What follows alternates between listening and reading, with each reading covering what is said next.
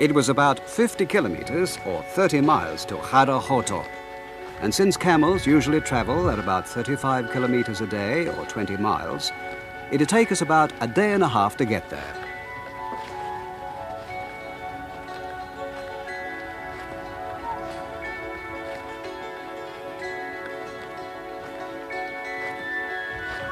You can get a good view from a camel, and it's quite broad to sit on. So our first experience of travel by camel seemed quite satisfactory at first.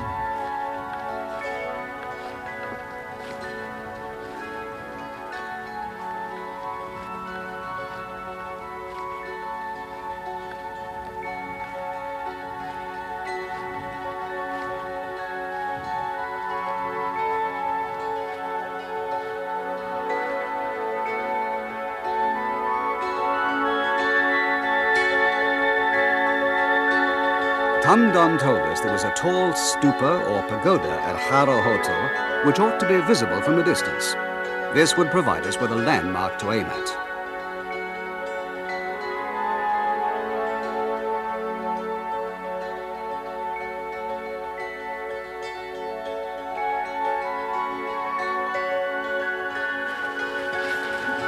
Each camel carries about 150 kilograms of luggage. That's 300 pounds. 2 or 3 of them were laden separately with our equipment and material to make a yurt, a tent.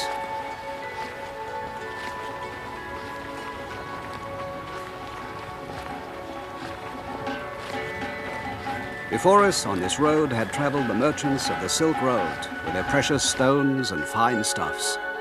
And more recently, Kozlov, Stein and Hardin, world-famous explorers.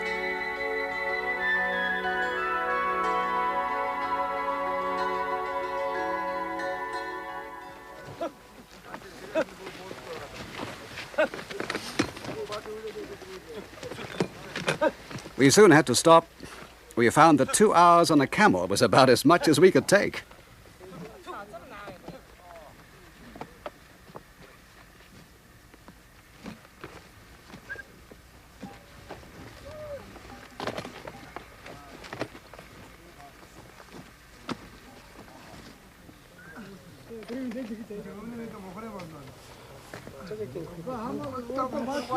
The tents are like prefab houses.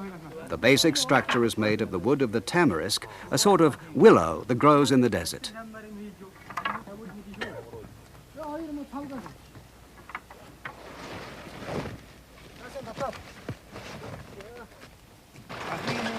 You join the side sections, make an arched roof covered with felt pieces, and that's it. 4 or 5 people can put one up in less than 40 minutes.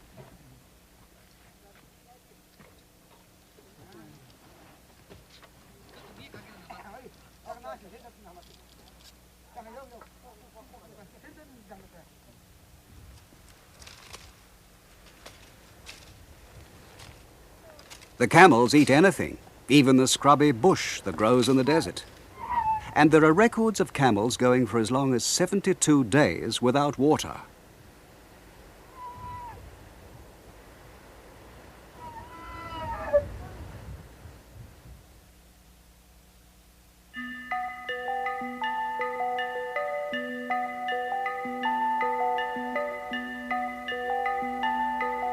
Even in early April, the ground temperature in the Gobi Desert is well over 40 degrees Celsius or 100 degrees Fahrenheit. The hot air seems to shimmer, and you can see mirages everywhere. Yet when the wind blows, the air is so dry it feels cool against your skin.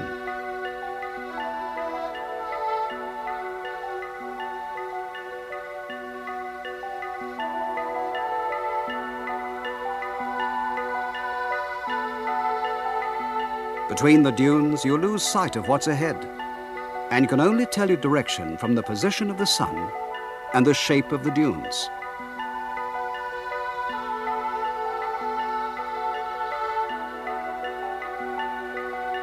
Here, because the wind blows from the northwest, the dunes slope southeast. The dunes continue uninterruptedly. This sort of terrain is very exhausting for camels, and in order not to strain them too much, Tamdon, the caravan master, kept their speed down to about 3 kilometres an hour, or 2 miles.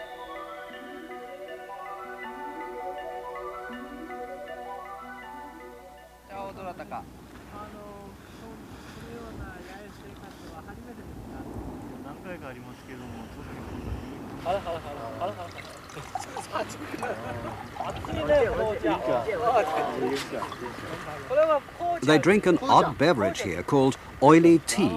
It's made by adding hot water not to tea leaves, but to a mixture of flour and mutton fat. It isn't to everybody's taste, but it certainly kept us warm.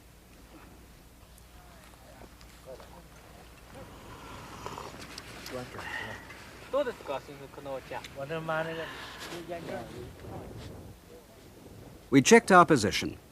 Since we knew that Hara Hoto was at 41 degrees 45 minutes north and 101 degrees 5 minutes east, we could easily work out that there were only about another 10 kilometres to go.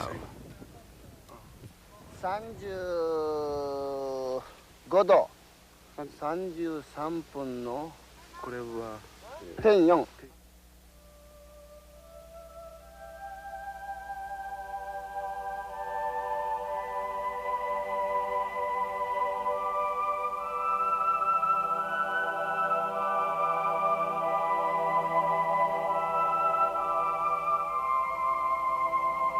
As we progressed, we kept our eyes open for the stupa landmark.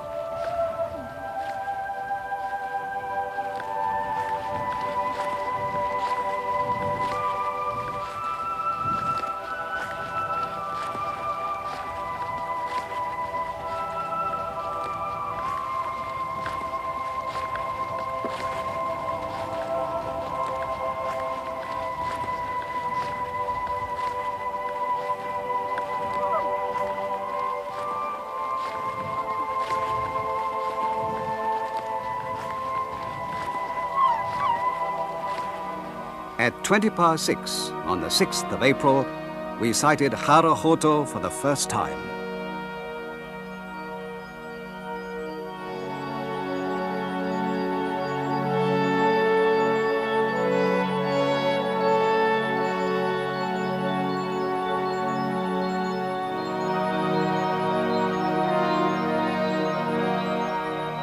The silhouette of the stupa showed clearly against the darkening sky.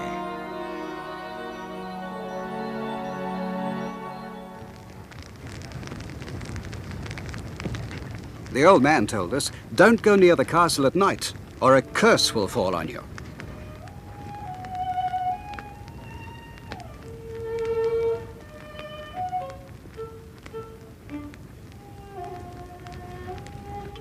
He sat playing a folk instrument, and he started to tell us the story of Hara Hoto as it's been handed down from ancient times.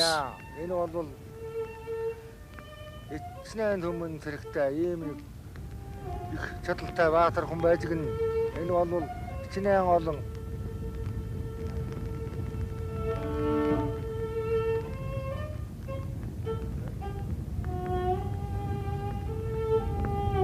их тариалантай эндээс аваад ингээс их хичнээн их өргөн тариалантай ийм нэг баян чарга хүн байж гэнэ.